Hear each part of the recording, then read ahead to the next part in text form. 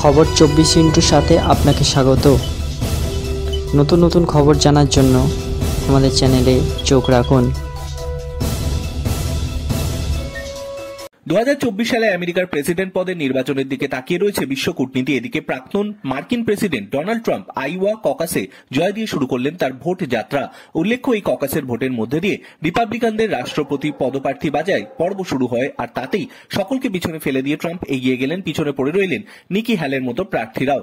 এদিকে বিবিসি সূত্রের খবর, ককাসের আগে বিশেষ সমীক্ষায় দেখা যায় 48% ভোটারের প্রথম পর্যায়ের প্রার্থী হচ্ছে ট্রাম্প।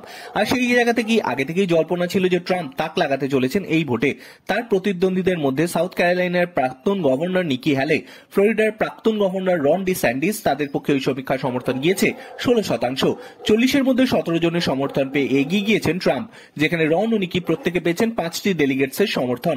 প্রাথমিক ভোটিং পর্ব থেকে দেখা যায় 30 মিনিটের মধ্যে হু হু করে এগিয়ে গিয়েছেন ট্রাম্প। ট্রাম্পের এই জয় দেখিয়ে দেয় যে রিপাবলিকানদের মধ্যে তার জনপ্রিয়তা কতটা বেশি। উল্লেখ্য, ট্রাম্পের বিরুদ্ধে মানহানি এবং শ্লীলতাহানির মামলা এই ভোটকে কতটা প্রভাবিত করতে পেরেছে তা নিয়ে জল্পনা থাকছে, কারণ বহু রিপাবলিকানই মনে করছেন যে লেখিকার ওই অভিযোগ ইচ্ছাকৃত, রাজনৈতিক উদ্দেশ্য প্রণোদিত। এদিকে আইওয়া জিওপি প্রার্থী শেষ 2000 সালে রিপাবলিকান প্রেসিডেন্ট পদপ্রার্থী জর্জ ডব্লিউ বুশ জয়লাভ করেন।